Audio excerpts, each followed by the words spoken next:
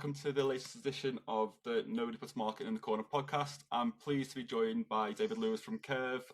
We're going to talk about a specific theme on this podcast, and obviously anyone who's listened to the previous ones, you'll have seen it's a little bit more loose and a little bit more of a general conversation about where people have come from, where they're going, challenges and kind of things that have made them proud of their career. But for this specific episode, we're going to focus on AI and the role of AI in marketing. But before we get into that, David, do you want to just introduce yourself? Tell us a little bit about Kerv. Yeah, absolutely. Yeah, thanks for having me on this. So as Nathan said, my name is David Lewis. I'm the head of marketing at Kerv, specifically the connected cloud practice. So Kerv is IT service provider. We're a big Microsoft partner amongst many, but the thing about Kerv is we're kind of split into four specialist units, four specialist practices, I should say. So we've got technology and expertise across the whole of the Microsoft stack and other vendors, and that's in the world of Dynamics and Power Platforms, in compliance, in contact center technology. And the world I'm involved in is very much the kind of the infrastructure, the modern work security, and now that added kind of connectivity and networking layer that sits on top of it.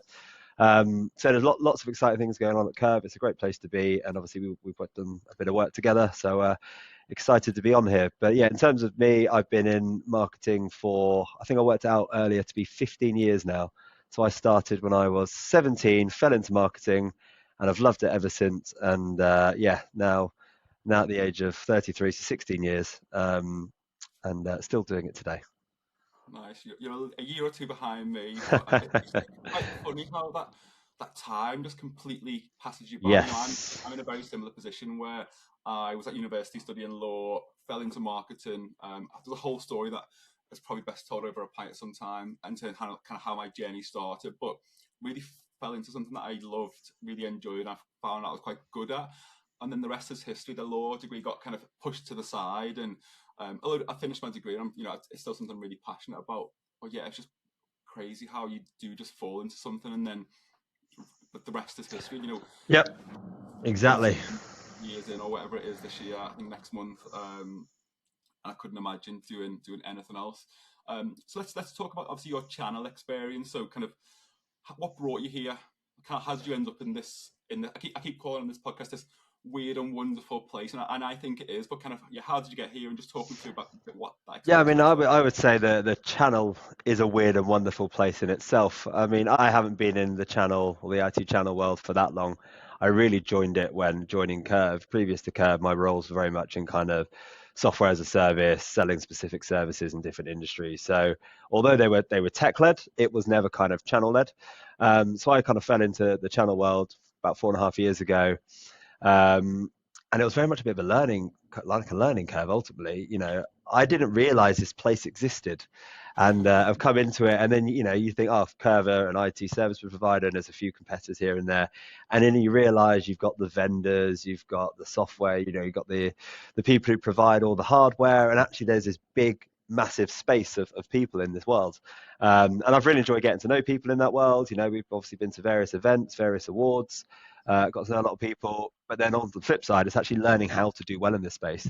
As I alluded to earlier, we're a big Microsoft partner, and that's a game in itself ultimately. How you win with Microsoft, how you co-sell effectively amongst other vendors and other partners we've got. So for me, it's been a bit of a learning curve over the last 4.5 years to get to understand this world, but not just be in the world, ultimately win in this world. And obviously that's where we've done some brilliant stuff with you as well, in helping us kind of get to that place. So that's been my role in the channel ultimately. Is it where you thought you would end up? Did you think you'd be in this weird and wonderful place? Obviously, I'm similar to you. I did not know it existed. Yeah. I get my head around the Microsoft distribution in most Yeah. instances, partner and customer. It was just like, well, why is it that way? But yeah, it's a crazy place. But did you ever think for a second you'd end up in this weird? No, I mean, when I was 17 and started my career, I did have a vision of I'm going to be in the IT channel. That's my dream. It was like marketing was, I fell into it and I really loved it. And it was more B2B marketing that I enjoyed. And in the kind of tech sector, as I said, and then kind of just fallen into this. But I really like it. And I think that the people are great, the opportunity is great, the way that the channel is going, and some of the stuff we'll talk about later. I think there's a huge opportunity. So I don't see myself leaving the channel anytime soon. Fell into it by luck; it wasn't the plan, but it's a fortunate fall. Yeah, nice. Yeah, I mean, obviously, I've started a business in this place, so Yeah. hopefully, I'm here for the long term. But thinking about maybe your greatest marketing achievements, then kind of what you're most proud of, and it can be channel, it can be before channel. I think just a nice way for people to share experiences. Yeah, I mean, I think there's obviously, as every marketer, listening to this and in general has experience, has successes in their role in terms of what they've been doing, how that's achieved X, Y, and Z for their businesses. But on a personal level, it links what I was saying to you earlier. I'm really proud of the kind of career and where I've got to. As I said, I didn't go to university. I just kind of fell into marketing. I got an apprenticeship ultimately in web design and marketing. The web design element didn't really do it for me. It was a bit too codey. That's not how my brain works. But then I just fell into marketing, and I went through the Chartered Institute of Marketing, did all the qualifications, studied in the evenings, 2 nights a week from 6 till 9 after work for about 4 years. So kind of really put in the graft to kind of get that almost foundation, and then that got me into some really good roles, and then your experience takes over.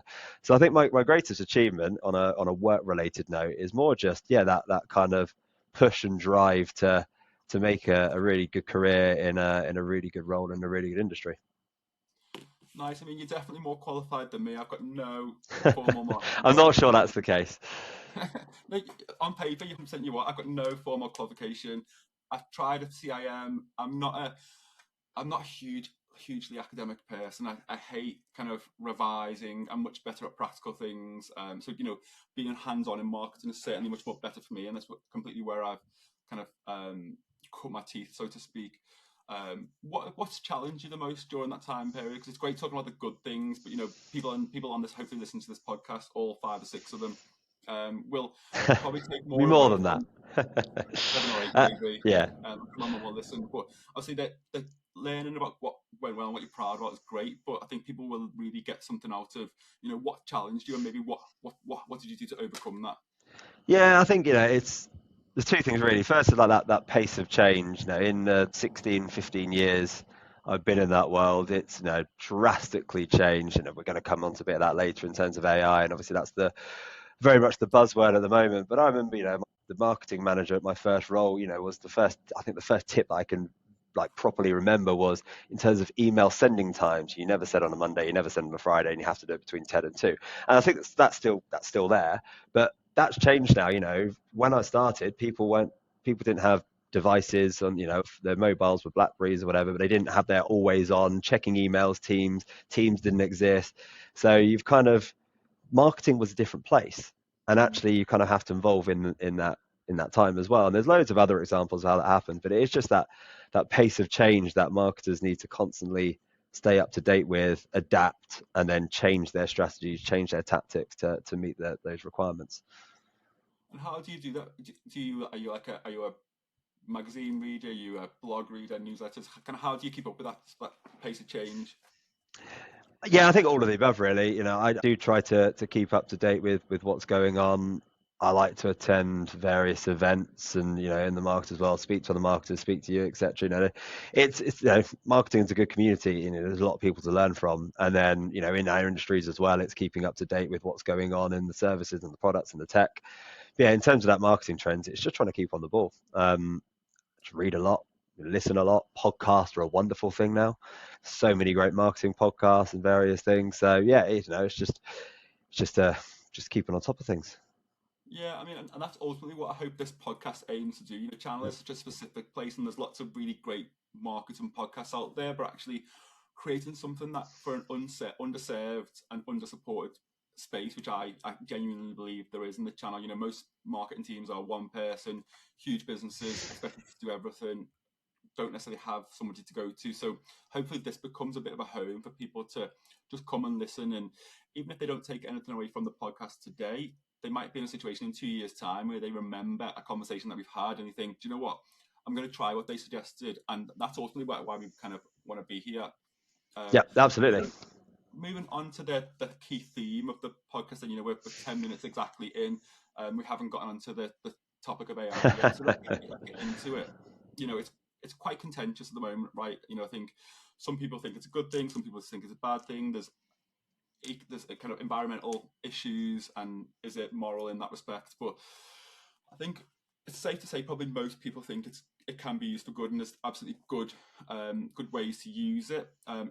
We've chatted very briefly before on AI, and I think we've both got some clear views. But hmm kind of opening the floor, kind of what is your perception of AI? What do you think? Is it a good thing? Is it a bad thing? And I what's your I experience? think I would sit in the majority of, if you did a survey, I think I'd be in the majority camp of what most marketers and most people think. I think AI is a good thing ultimately. I didn't cover earlier, but I'm a small marketing team. Ultimately we can now use AI for huge potential in terms of accelerating what we do and being more efficient, being more accurate, saving time, saving money. There's a huge wealth of benefits that everyone hears now in terms of all the podcasts and things we read. It's all the same stuff.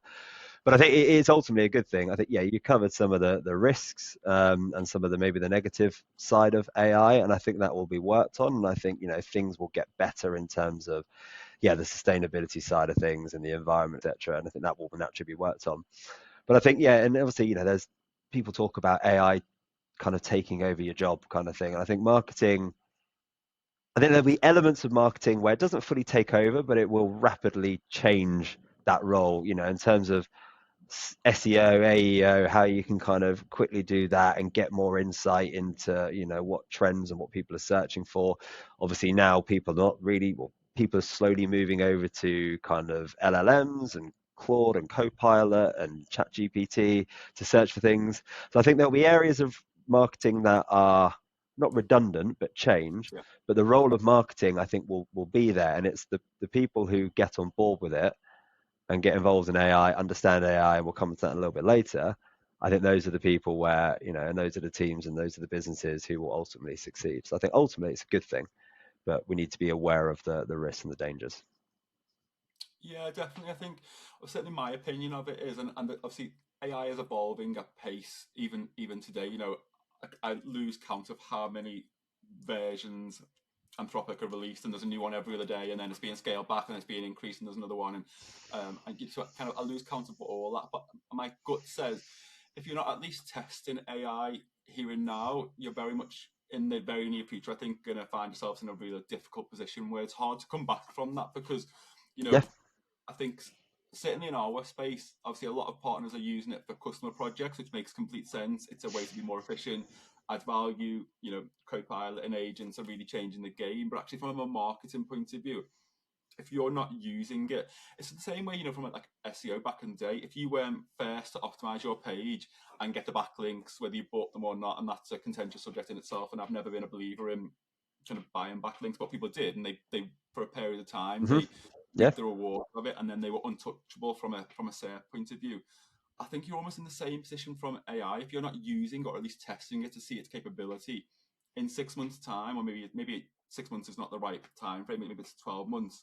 Um, you are going to find yourselves kind of too far behind in trying to chase the market when the market is accelerating. I think is going to be a big challenge.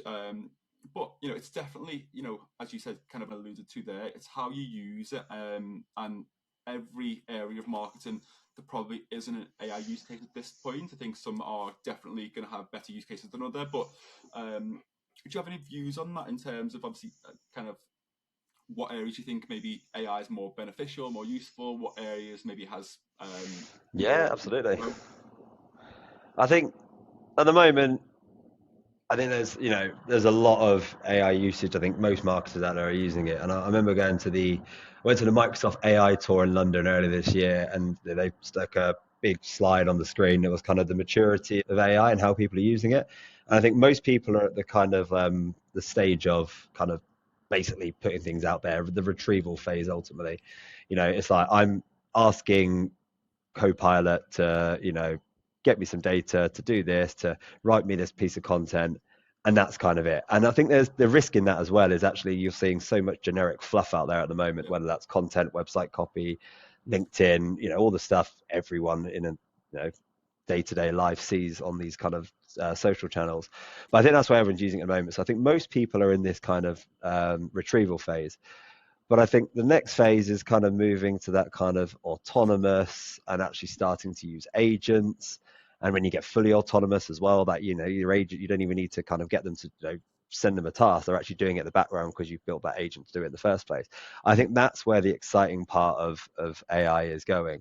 We're doing a lot of that at Kerv. Kind of come onto it earlier. We're a Microsoft partner, and actually this is what we do day in day out for customers. So we're kind of trying to take that mindset and take what we're doing and actually build that into how we can be more successful. So I've running my own kind of workshops, art of the possible workshops, sitting with people in the business and actually working out, right, where can marketing be more successful? And it's things like, a couple of examples, like how, we haven't actually done this yet, but it's something we're looking to do is, our sales teams aren't necessarily using or even finding some of the great content that we're creating. And I'm sure that's a problem in marketing teams up and down the country and up and down the Yeah, globe. yeah, So we're kind of like building potentially an agent that you can go in and say, like, I'm speaking to prospect X, they're in this industry, we're talking about cybersecurity, they're this size, they've got these interests, and then it will go, obviously, look at the bank of content, look at your pitch decks, look at the white papers, look at the videos, look at everything created, and it will essentially create a pack. It's like, here's your kind of high level pitch deck. It covers these verticals, these technology expertise. These are the related blogs and white papers and things. This is maybe some of the more bottom of the funnel stuff, pricing sheets, etc. Because yeah, we've created all this great stuff, but no one's using it, and it's like, well, that's a waste of our time. So again, it's using AI to be really effective there and actually fill that gap of, which is that age-old problem of sales don't use the stuff we give them, and then they get annoyed when we're not giving them leads and it's not converting. So actually helping the gap between sales and marketing ultimately.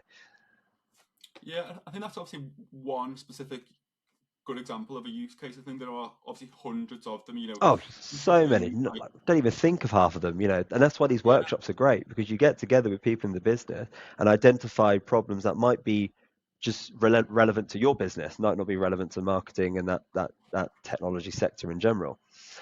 But it's like finding that problem and then going, right, how AI can fix this, and there'll be ways of doing it. The agentic AI stuff, the possibilities are just astronomical. yeah, they are. I mean, from a very very basic kind of AI agent use case, obviously the Microsoft landscape changes so much. So very early on, we just started to use Copilot to sense check product names hadn't changed, because you go in and they renamed something to something else. They'd changed apps to Microsoft Marketplace. So just being able to sense check that across 200, 300 SKUs, I think is a just one example of a very very basic use case that everyone could go and do today. So Hmm. when you're creating content, you're creating it um, knowing quite confidently that the product names are right. You're not going to get out there and it's going to kind of be talking against the solution. And we've built also kind of tools that scrape Microsoft updates, so that again we're on top of the game when it comes to Ignite announcements or changes to the partner program or co-op Yep. guidelines change, anything like that, so that we can stay abreast. And there's a whole host of other things around there that we use to support some of our customers when it comes to, again, understanding when new updates are made to Dynamics or security or 365. Just make sure that we're ahead of the game, really, so that we can then be first out the gate with content for clients, for us from a marketing point of view. So I think there's probably thousands, if you really thought about it, thousands of AI use cases that you could quite easily start to play around with and experiment. And I don't think for a Yeah. second the first time you do it's going to be perfect, but I think it's all about kind of obviously about the prompt, isn't it? If the prompt's not good enough, it's going to fall down. But you've got to test these things and push it and encourage it and challenge it to do more and to work kind of more smartly. And think about agents as a conveyor belt. How do you start to chip away at some of the steps on that process? So I think Yeah. there's lots of really good things. But what about AI and where it falls down? Kind of, what do you think about that? Where it definitely doesn't work, or where it's a bit obvious, and maybe people are being a little bit lazy. I think I think you touched on it there very briefly. I think it's in that retrieval phase at the moment, and I think that's still one of the biggest use cases, how we can use these LLMs to make our lives easier and do basic things. But it's the art of prompting. it's being able to actually put a decent prompt and get a really good output. So obviously input versus output kind of thing. And I think, I remember chatting to my mum about this, because I think, away from marketers, just people in general, everyone's using chat now or various other versions. And I think people are just like, putting in very basic prompts, make this better, it's just like, well, that's not a problem. And I think so many people don't understand it. And so we've run a few sessions where it's that kind of like prompt style thing. How can we actually train people to actually understand what a good prompt looks like in terms of giving it context, giving it instruction, actually getting that valuable output you want?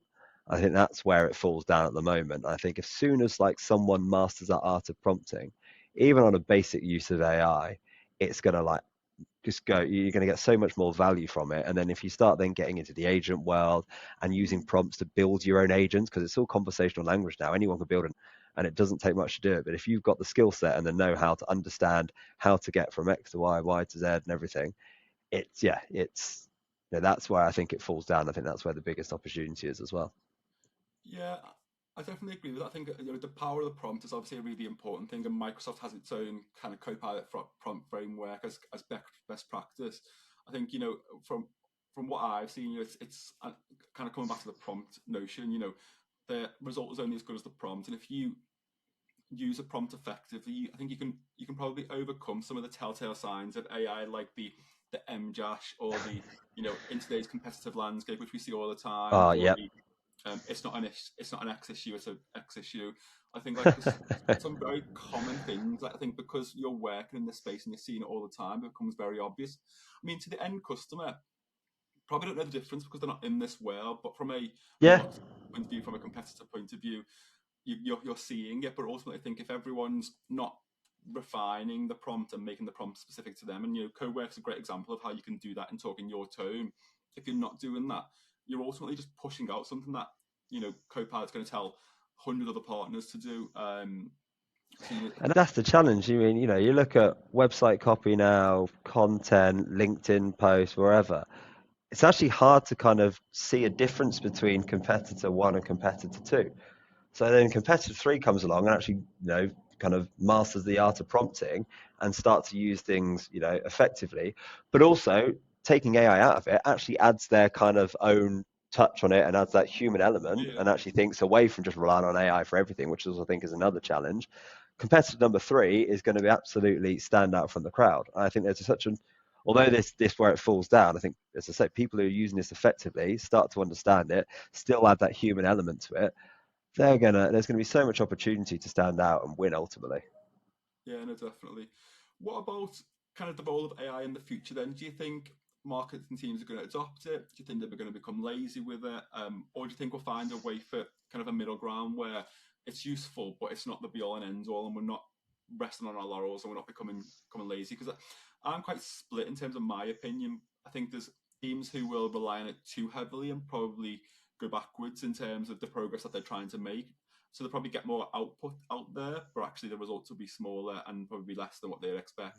And there'll be some teams who kind of maybe use it in the right way. But just curious as to kind of what you think. Do you think, yeah, we'll make it work? Or do you think become lazy if you have to choose? I think a lot of people will become lazy. I don't think that's the right way. I think naturally that will happen because people will just go, well, I can get AI to do my job for me. And actually, as we've just talked about, the output of that often isn't the best output. I think that where the biggest impact will be, and I think what hopefully marketing teams and what I personally aspire to do in the future is more use AI. There's the creative side, there's the creation of content, there's all that kind of stuff. I think AI will support that. I think in the kind of short to medium term, there's more, say less more medium term. I think the benefit is with more that kind of operational excellence, if you call it, where it can actually make smaller marketing teams, ultimately a large marketing team, you can essentially be running as a 5, 6, 10 person marketing team with two marketers in there because you're doing a lot of that legwork, things like, event follow-ups where Yeah, someone would traditionally have to get all the data out, write an email, send it either as BCC or send it out via CRM platform. And actually that takes, 2 hours, 3 hours in total. If you can then automate that using AI, that's going to speed you out. And then actually the two-person marketing team can focus on the stuff they really want to do. So I think AI, and I think where I would focus as a marketer is more on that operational excellence, starting to get it to do the grunt work that every marketer has to do, but ultimately doesn't want to do, but they know it's part of the job and everyone's got it. And focus on that, then you can release the time to then actually start building on the creative elements of marketing and AI. I think that's where the value will be. Do you think it'll level the playing field so that smaller partners who haven't got a team of 10 can perform at a more competitive edge with those bigger teams, or do you think, if anything, it could actually further extend the gap between the partners who've got a market team of 10 or 20, for example, and the partners who've got a team of one or two? Because if everybody figures out how to use AI effectively, is it only going to help accelerate those other partners? I mean, ultimately, there's probably only so much AI can do without just creating work for the sake of Yeah, creating work. But do you think it'll level the playing field? Do you think? I do. I think if small marketing teams manage to get it right and understand it and really get the value from it, I think it will level the playing field. Obviously, if a huge global company gets it right and they've got the resource and the budget and everything else to do it as well, and they've mastered that, that's only gonna exponentially grow for them as well. But I think if people can use it and use it correctly, it absolutely will level the playing field, and it will give businesses and their marketing teams a lot more potential to succeed and win deals, sell faster, all that kind of stuff that maybe they've been struggling before. I think it ultimately gives marketing teams a bigger seat at the table. I think that's how I'd summarize it. If a marketer can use it really, really, really well, the chief revenue officer, the sales director, the MD, the CEO, they will want marketing to have a seat at the table. They will want their input maybe more than marketing gets at the moment. Marketing isn't just a colouring in department, as we all know. And actually, it will really take that horrible analogy that no marketer can escape, and it will really give them a seat at the table to help businesses scale and grow. No, I love that analogy. Yeah, I think obviously this podcast is called Nobody Puts Marketing in the Corner. If we can get to Yeah, a I do point love that name. where this podcast change this name to market and to sit at the table, I think that's a really great position for us to be in. And I think you're absolutely right. Yeah, I think you're absolutely right with that approach. I mean, I think that feels like a really good place to end. I think we've covered some really good stuff there, and I think it's been really great to get some perspective. And hopefully, people listening to this episode will take away some of the use cases that you've mentioned there around how you help on sales and marketing work more effectively, align, work more strategically, how you can then obviously kind of build that relationship and help them self-serve. I think that's a really good place for people to take some insight from me. Thanks so much for giving your time, David. It's been really good to chat through some No, of this thanks for stuff. having me on. You're really, really useful. I'm sure in Really a year's enjoyed it. time we'll probably come back and talk about how AI has changed even further and what that means for marketing. But for now, thank you so much for your time. No, thanks for having me. Good to speak. Cheers, David.